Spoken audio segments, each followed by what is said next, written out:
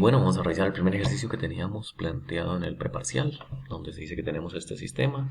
Tenemos la barra BCE, que es rígida, tiene dos dimensiones, 390 en este lado, 450 acá. Tenemos también que los eslabones CE y CD, perdón, y EF están hechos de un material, el cual al ir a consultar la tabla nos dice, mire, eso tiene un esfuerzo de compresión de 120 megapascales y tiene un esfuerzo de atracción de 210 megapascales. Tenemos pasadores C, D, E y F. Estos están fabricados con un material que dice en la tabla que tiene 55 megapascales.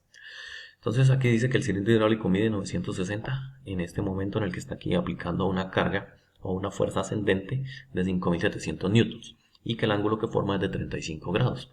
Lo que pide el ejercicio es verificar si las dimensiones que tiene originales son las óptimas. Entonces tenemos diámetros de 21, 17, 11, 10, 18 para cada uno de los pasadores y debemos garantizar un factor de seguridad de 3.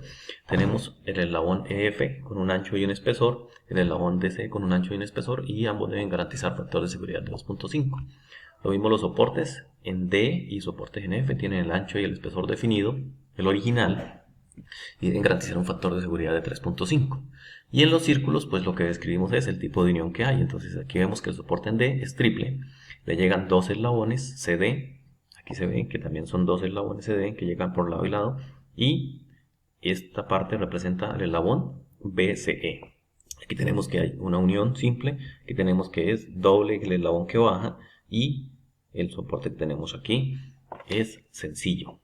Entonces acá lo que podemos ver es la geometría. Los datos que tenemos al extraerlos de ahí, pues es el cortante de los pasadores, factor de seguridad de los pasadores, los esfuerzos a los que están sometidos los eslabones y los soportes, el factor de seguridad que deben cumplir los eslabones, el factor de seguridad que deben cumplir los soportes y el ángulo.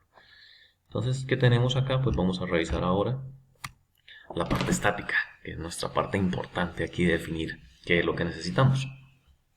Entonces, si yo tengo una fuerza aplicada acá, otra fuerza aplicada acá y otra fuerza aplicada acá, pues para poder solucionarlo utilizando las tres ecuaciones disponibles, que sería la sumatoria de fuerzas en X, sumatoria de fuerzas en Y y sumatoria de momentos en el punto que nosotros escojamos, pues tenemos que encontrar los ángulos primero.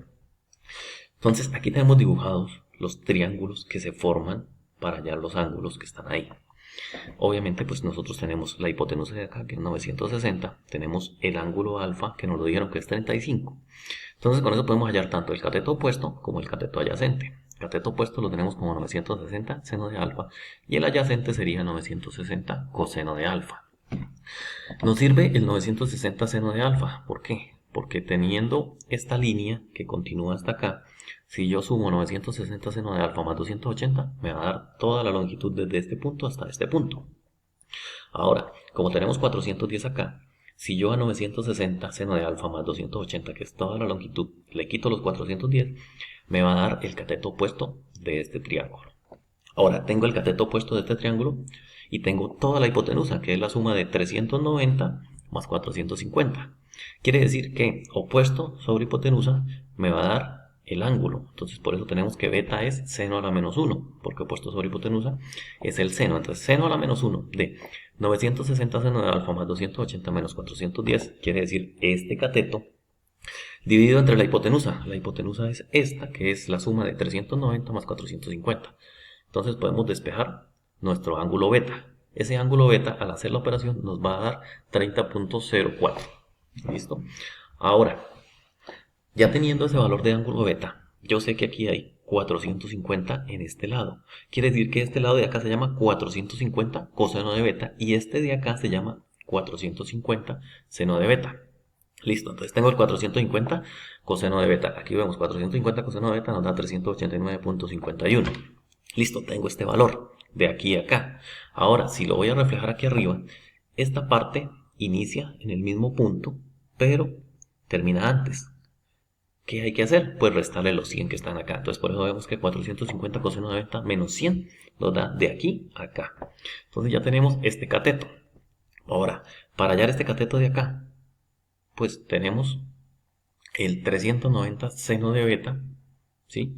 Más el 410. Entonces, ¿qué significa eso? Tenemos 410 acá, ¿sí? Ahora, necesitamos proyectar esta línea que salga aquí. Eso quiere decir que este triangulito pequeñito de acá, este cateto opuesto que tenemos aquí, ¿sí? Hay que sumárselo a los 410 para que nos dé la altura completa. Entonces, si esta hipotenusa vale 390 y si yo sé que mi ángulo es beta, también reflejado acá porque la inclinación es la misma, entonces aquí en este triangulito pequeñito, aquí también se vería el ángulo beta. Entonces, hipotenusa por el seno de beta me da el cateto opuesto. ¿Listo? Entonces, por eso queda 390 seno de beta, cateto opuesto del triángulo pequeño, más 410 que tenemos acá. Eso nos daría este valor. Como ya tenemos los dos catetos, pues simplemente pasamos a hacer tangente. Opuesto sobre adyacente, entonces quedaría que teta es igual a la tangente de la menos 1 de un cateto que es 390 seno de beta más 410 sobre el otro cateto. El otro cateto es 450 coseno de beta menos 100. Listo. Esos son los valores de acá. Quiere decir que despejando nos da un ángulo teta de 64.43. Ya tenemos el ángulo que se forma acá, el ángulo que tiene de inclinación la barra, el ángulo inicial que nos daban, y como este está sobre el eje Y, pues no tenemos problema. Pasamos a hacer nuestro diagrama de cuerpo libre. ¿Cómo nos queda nuestro diagrama de cuerpo libre? Pues el punto E, el punto C, el punto B, la fuerza AB, que es la que nos dieron inicialmente, la fuerza CD, que no la conocemos, y la fuerza EF, que no la conocemos. Son las dos incógnitas que tenemos. ¿Cómo lo vamos a solucionar? Pues hacemos sumatoria de momento en C. Vamos a hacer la sumatoria de momento en C y calculamos. También podemos hacer la sumatoria de momentos en E y calculamos esta, como se quiera, pero pues vamos a hacerlo en este momento en C. Listo, entonces me paro en C. ¿Qué debo hacer? Pues tengo la fuerza de F, pero la fuerza de F está en Y. La distancia perpendicular está en X. Entonces la distancia perpendicular va a ser el 390 coseno de beta, esta distancia que es perpendicular en X. ¿Listo? Ahora, ¿para dónde gira? Pues gira en este sentido. Quiere decir positivo. Ahora la siguiente fuerza, fuerza AB, la descomponemos. Hay una fuerza AB coseno y hay una fuerza B seno. En este caso la fuerza AB coseno, esta que estaría acá, va multiplicada por la distancia perpendicular hasta C, que sería la distancia esta en Y. Como esto vale 450, pues la distancia es 450 seno de beta. Listo, entonces tenemos que esta fuerza de acá va multiplicada por esta distancia de acá y el giro también sería positivo. Ahora la fuerza que tenemos aquí en Y iría multiplicada por la distancia en X. Entonces nos queda que la fuerza B seno de alfa, que sería la de Y, va multiplicada por 450 coseno, que es la que es perpendicular. De ahí obtenemos una primera ecuación. Luego hacemos sumatoria de fuerzas en Y. Entonces, ¿qué tenemos? Que EF va bajando, que CD en Y por el seno de teta va subiendo y que la fuerza AB también sube y esa es la fuerza B por el seno de alfa. Listo. Reemplazando los valores, podemos la primera ecuación de momento despejar la fuerza EF. Esa nos da menos 6.887.86. Y luego con la sumatoria de fuerzas en Y despejamos y nos da la fuerza CD, que eso nos da menos 11.260.07. ¿Por qué dice compresión? Porque si nos da signo negativo quiere decir que va al contrario, entra.